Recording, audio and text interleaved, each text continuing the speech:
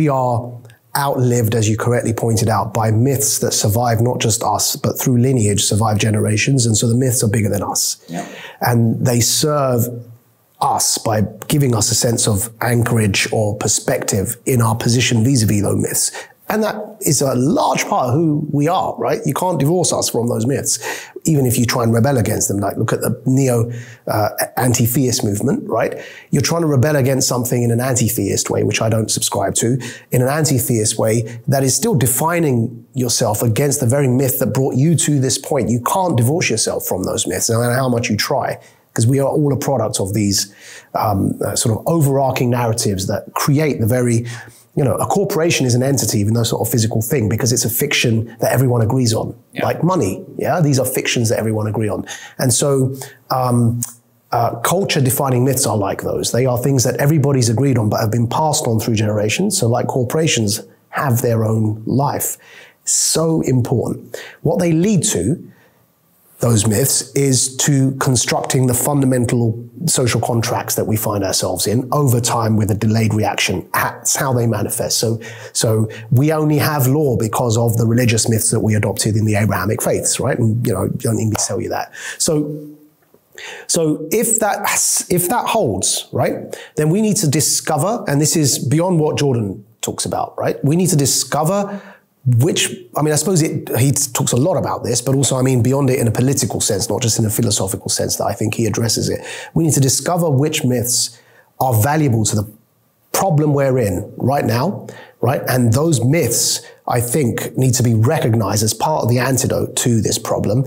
And the stronger the lessons or the moral sort of teachings that those myths are portraying, the stronger those lessons become in us as a collective, the more likely it is that whatever comes next will be a reflection of that as opposed to what we're worried about. But it has to come down, again, to our collective response in a long-term context. This isn't going to be fixed by you and me, even with what we have left in our lives, doing the best we can. We're not going to end this problem. We're only going to make a small dent in a direction that will be a battle between two opposing directions that will continue way after we're dead.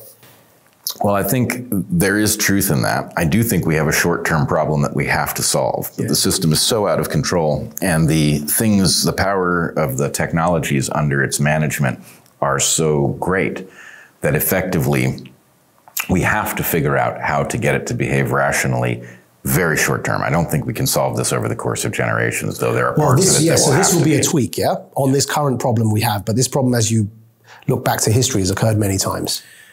Yep. But yes, we have to fix the one we're in. We have to fix the one we're in, and like never before, because we've never been a threat to ourselves in this way before. That's a new problem. I will say that it's a gentle disagreement that I have with Jordan, or maybe it's just a slightly different emphasis, is that Jordan sees the timelessness of these myths. And I don't doubt that there's something that is timeless-ish in some of these myths. But what I think he misses is that because the myths are products of evolution, they too are limited to the context that formed them, right? And some of them are no longer, they may have been timeless for a long period of time, if that's a reasonable way to say it. Is adaptation.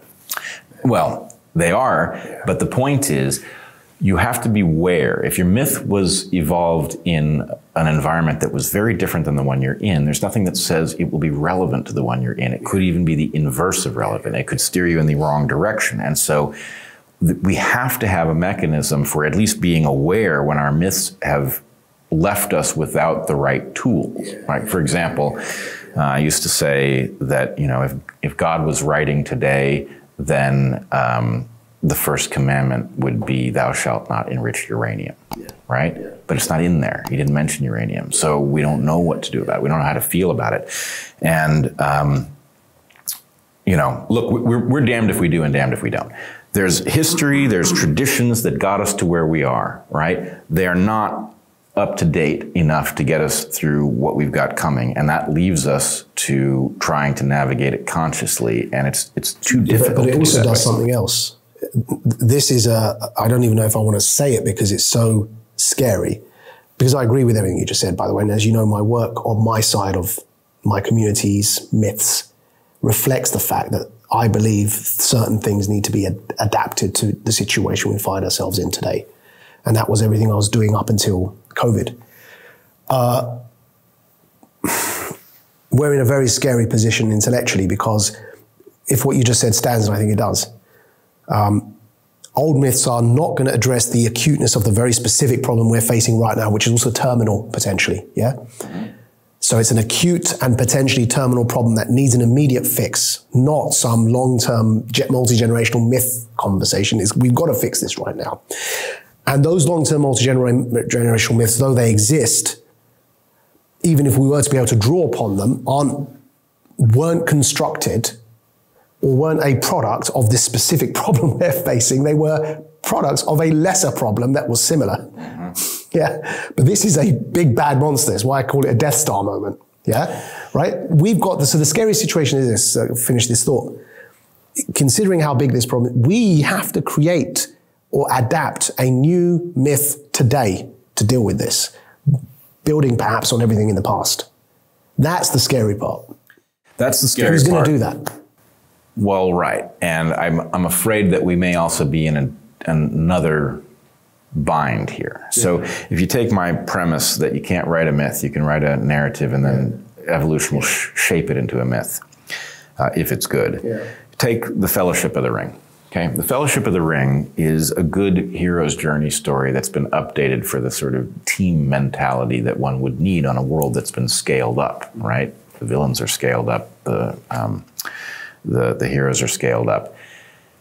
The problem is, effectively, it's digitally rendered, right? It's printed, every copy is identical. And so the substance on which evolution should act isn't really there. What's worse, for something like Star Wars or The Matrix or any one of the others, those things are compromised, because I may think The Matrix is right on target with respect to much of its message. Right? Film 1. Yeah, Film 1 takes Plato's Cave and makes it vibrant and updates it for modern sensibilities and for the modern predicament. But it's not art. Yeah. It's a hybrid between art, the artistic vision of the Wachowskis, I guess, and the market and what it demands. And the problem is the market won by 2 and 3. It certainly did win in the end, although we can just purge those sequels and say, well, the first film was pretty damn good. But the problem is, I don't really trust the market to tell me anything about wisdom. That's not what the market does. That's right. Right? And so the point is, if my wisdom that I want to hand off to my kids is like, hey, let's watch The Matrix. We wouldn't be sitting here if we thought that, because it's not a popular position we're in. Right. So the point is, look, we have plugged our myth creation apparatus into the market. Into the market. Wow, that was dumb. There are a lot of things you don't want to plug sex and romance into the market. You don't want to plug your That's art very dumb. And myth generation. But what I'm referencing is these myths that have come over generations. Yeah. There's some good there.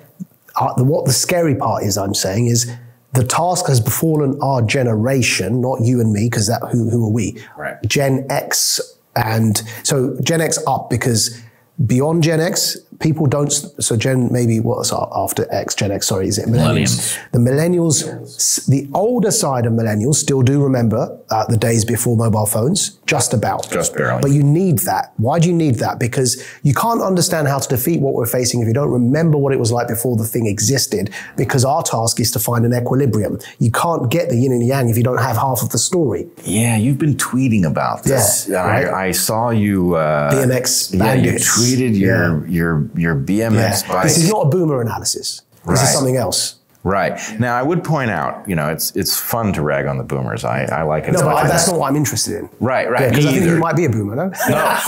Oh my God! Stake through the heart. What are you saying as an offense, man? I'm not trying to be offensive. Jesus. right. Oh, no. Well, no, I'm not a boomer. Born in 1969. So what were you going to say? What was I going to say? What I was going to say. But do you agree that you need that sense of pre-mobile phones, pre-internet to know how to find equilibrium? You need a lot of these things. So Yeah. the fact, your point about the BMX, your first tweet that I saw at least, was about the relationship to the world that those things gave us, right? We disappeared for hour upon hour. Our parents didn't know where we were. We weren't at home. We were off doing things. Some of the things we were doing we shouldn't have done. Sometimes we got hurt, right? But the point is it created an entirely different mentality. And kids don't have it. If you're especially if the vibrant part of your world is coming through screens, right? You've been hobbled because, the fact is it doesn's have a normal physics to it. So this is. So here's the scary part. Yeah. So where I was going with that, I'm glad you followed that actually, because this is the point that builds on it. So it becomes the duty of everybody that remembers the world before mobile phones, and I mean in their consciousness, not just, I was 3 years old and my dad told me there was no mobile phones. Nah, man, you got to be the guy that had to use the payphone and didn't have the change, had to go into the shop and ask for a note to be broken up because you had to call somebody or reverse collect calls. You got to be the guy that remembers what it was like before mobile phones and the internet, right? That's a certain age group. Let's call them 40 and above for argument's sake. Sorry, forgive me for the arbitrariness. If you're 39 and a half and you remember those days, you're included, right? That group of people, whoever they are, whichever arbitrary age is the cutoff point, the burden is on that group of people, and let's say arbitrarily Gen X upwards and elder millennials upwards, the burden is on that group of people to synthesize, not these marketed myths, to synthesize the actual myths that come through, that are multi-generational, because they have wisdom in them and they're not driven by the market. Many of them are word of mouth through lineage, right?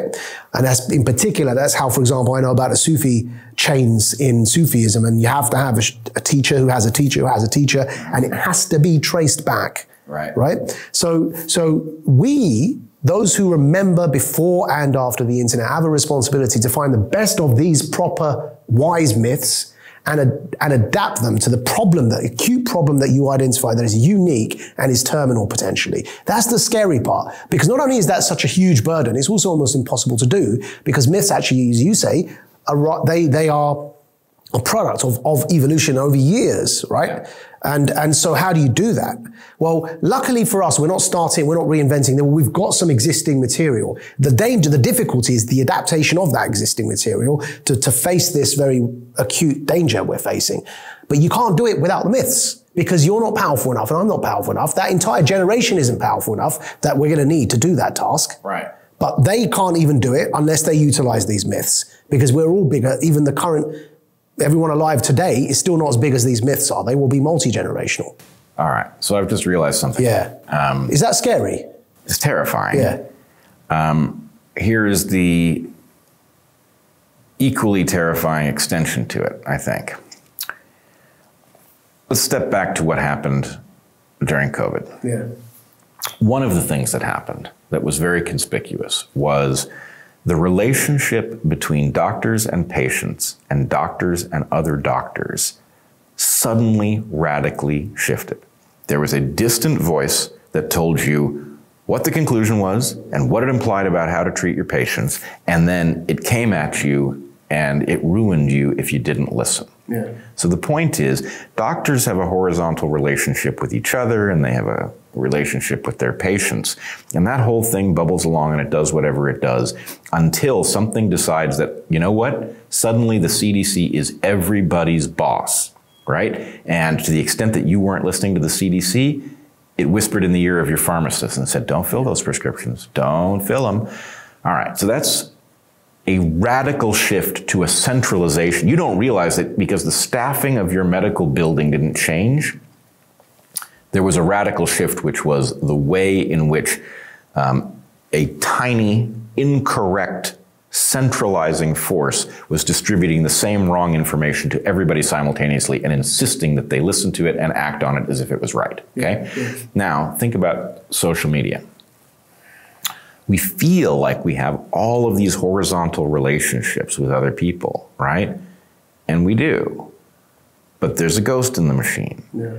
right? We don't know what the algorithms are. We don't know when they change. We don't know what they want. We don't know how actively we can be individually targeted. We don't know any of the things we would like to know.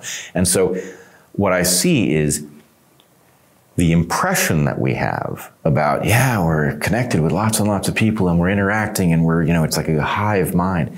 No, it's not a hive mind. It's something very susceptible to, imagine that hypnosis came from within and not from outside. Like you can note the guy outside who's trying to hypnotize you with the watch. But if that guy comes in, through the brainstem, you're not going to spot it. And so, part of the, whatever you want to call it, I would say the clear collective psychosis that has accompanied the phenomena of the last couple of years is partially downstream of this. Yeah.